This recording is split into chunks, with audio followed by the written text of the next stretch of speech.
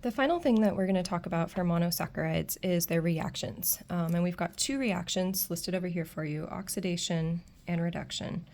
We can use oil rig to help us remember that. And also you can go back to chapter 5 and chapter 12 to review these oxidation reduction reactions.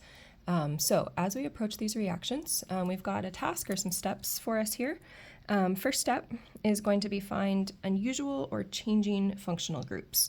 And so we're going to first look at, this is actually kind of two reactions in one. So we're going to first look at this reaction right here.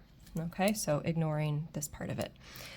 So as I look at this molecule and this molecule, what I mean by finding what's changing is you'll notice there's a lot of similarities except for at the top. All right, and it might help you to add hydrogens here to see what's happening. So I can see there's 3 bonds, so there's one H here.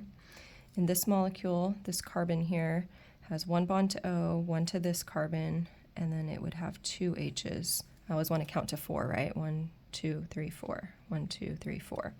So as I look at that region, hopefully a couple things I think about. So this is an aldehyde. First of all, is what I'm looking at the top here. And then over here, the OH, the hydroxyl, that would be an alcohol, right? So my aldehyde is becoming an alcohol, and I've gained a hydrogen, okay? So glucose, I could say, has gained a hydrogen. Because it gained a hydrogen, reduction is gain. So glucose, I would say, has been reduced, and glucose is therefore the oxidizing agent, okay?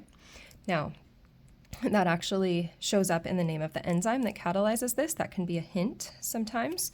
And I kind of got ahead of myself here, but back at step 3, think about the name of the enzyme, aldose, which is what I have here, reductase. So that's a good way to check my work. My aldose gets reduced, all right?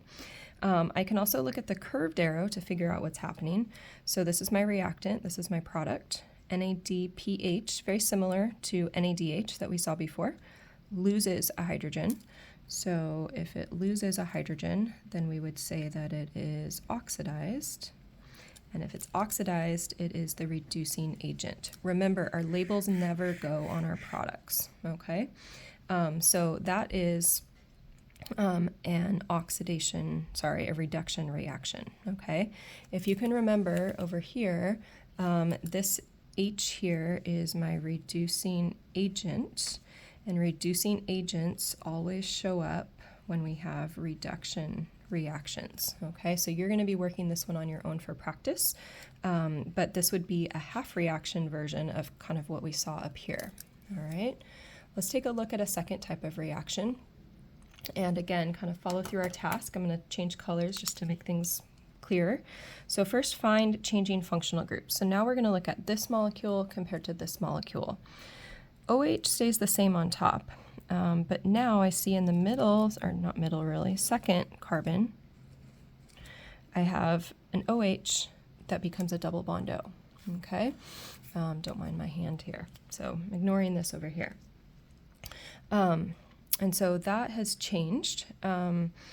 Now we can look at reaction conditions or the curved arrow, okay? So let's look at the curved arrow this time. NAD becomes NADH. So I can say that the NAD gains a hydrogen, and if we gain hydrogen, it is reduced, and it's the oxidizing agent, okay? If the NAD is reduced, that means the sorbitol must be oxidized, and if it's oxidized, it's the reducing agent.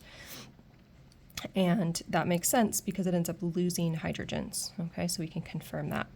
Looking at our enzyme name, that's another little hint or check. Sorbitol dehydrogenase, so sorbitol loses hydrogens, dehydrogenates, and so there's our labels, all right?